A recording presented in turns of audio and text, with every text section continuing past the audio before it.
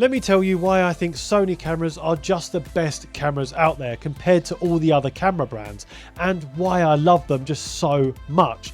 Now, I mainly have Sony cameras, but I've also tested Canon, I've tested Lumix, and I've also tested action cameras and little mini vlogging cameras like the DJI Osmo Pocket 3. But it always comes back to the fact that I just think Sony cameras are just so good.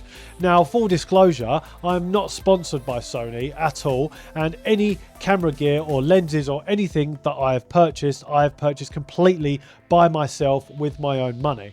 So all opinions are completely my own here. Now, I've been using Sony cameras for about 4 years now, and my main driver is this, the Sony A7IV. Now, this for me is just an amazing Swiss Army knife camera that does everything. It's a brilliant photography camera, it has a 33 megapixel full frame sensor, it has Sony's E-mount for their lenses, it has a full HDMI port so you can easily transfer or live stream videos. This video right now I'm recording in OBS with a HDMI cable.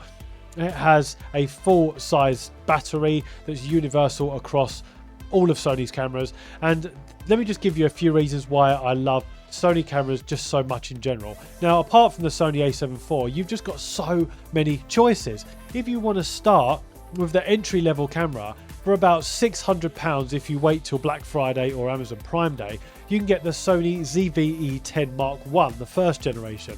Now, for £600, that is a brilliant entry-level camera. It has an APS-C sensor, which is really, really good. It still produces professional style footage. And if you get the kit lens with it, it's still a great B-roll camera or just a camera to record video with. And it's just something nice, small and compact you can chuck in your camera bag, you can use on the fly, you can take it on vacation with you, you can take it on shoots with you as a B-roll camera, you can even use it as your main camera and it will get the job done. And it's just a really good budget entry-level camera to get you started. Then if you want to level that up, you can get the Sony FX30, which is their first cinema line camera, that's about £1,500.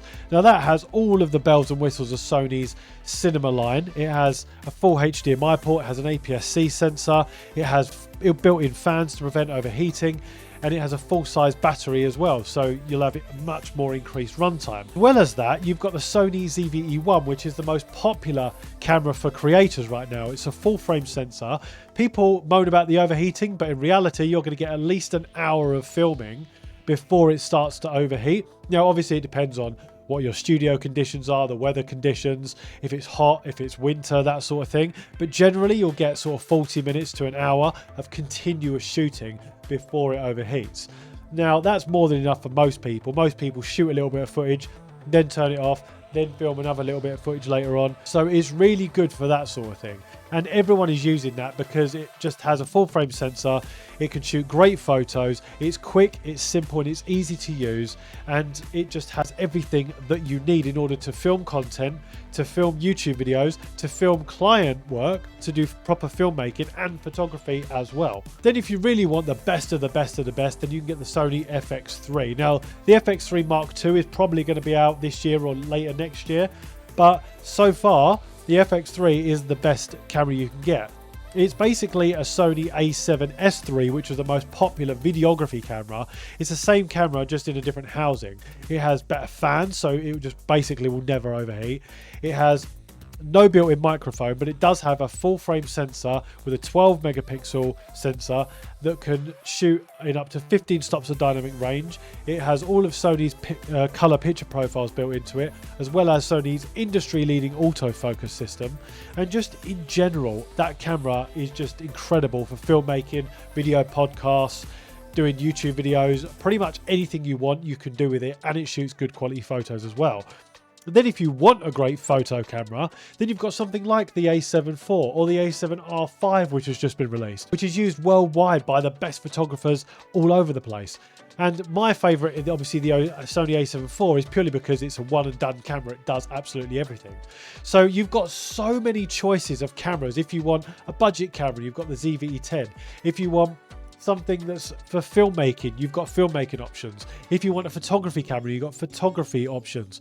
You've got so much variety with cameras. And on top of that, Sony's autofocus system is arguably the best on the market. I know you'll get Canon users and Lumix users that will say, well, no, actually ours is really good too. And you might be right. And I'm probably going to start a war in the comments saying, well, if you've never used it, then how can you criticize it? I have used Canon and I have used Lumix, and maybe it's because I'm mainly a Sony user, but I just can't seem to get on with it. I just prefer Sony cameras. Now also I think Sony's color science is incredible, and their new creative looks that's built into most of their cameras now, it just makes it so much easier to edit and upload videos. So if you want complete creative control over your videos or photos, then you can shoot in S-Log3 and then in 10-bit color, and you can then color grade it as you want. If you want simplicity, you can just record in 8-bit color like I'm doing here, and use one of the creative looks like I am here. This video is filmed on the Sony A7IV in 8-bit color using one of the pre-built-in color profiles. And all I've done is a little bit of color grading in DaVinci Resolve just to sharpen it up a bit and make the colors look a little bit better. But it's a much more streamlined process, and it's much easier for me to do it that way. The other reason I like Sony is because of their lenses. Pretty much any Sony camera you get that's a mirrorless camera with an interchangeable lens will have Sony's E-mount on it, which means any lens you buy can fit on any of those cameras. So say you've got, for example, the Sony ZV-E10 as sort of a chuck in your camera bag, B-roll camera, point and shoot type thing, and then you've got an A7R5 as your photography camera and an FX3 as your main filmmaking camera. You can use whatever lenses you want across all three of those cameras, or even if you've got more cameras, you can use all of your lenses to fit all of those cameras. And Sony's lenses are just so good. They have some of the best looks and some of the best control over your image. For me, I just think Sony has the most amount of choice when it comes to cameras. Now, there are other brands out there that do have good cameras and good options, but for me, Sony just has a little bit of everything. They've got a budget camera, they've got content creation cameras, they've got proper filmmaking cameras, they've got incredible photography cameras, and all of them work in unison together. They use the same batteries, the same lenses, the same color science, the same autofocus system. Now, there are slight variations across the different cameras and different generations depending on how old they are, what price point they're at, but most of the time they all work together flawlessly, and you've got so many options for so many different things, and that's why I just love them so much. Now, this might start a war in the comments, and let me know below if you're a Canon or a Lumix or a Sony user and which one you prefer and why. But having tested Canon and Lumix and mainly being a Sony camera user, that's the reason why I always use Sony. For me, it's just hands down the best sort of brand to use. Now, the Sony ZV-E10 Mark II has just been released, and I've done a full video breaking that down, which I'm going to leave for you up here. If you want to know all the specs of that camera, if it's any different from the first generation, and if you should buy it, then check out this video up here. And as always, if you're enjoying my type of content, then please do subscribe to the channel because it helps me a lot. Have a great day, people, and let's start the Sony Canon Lumix wars in the comments below.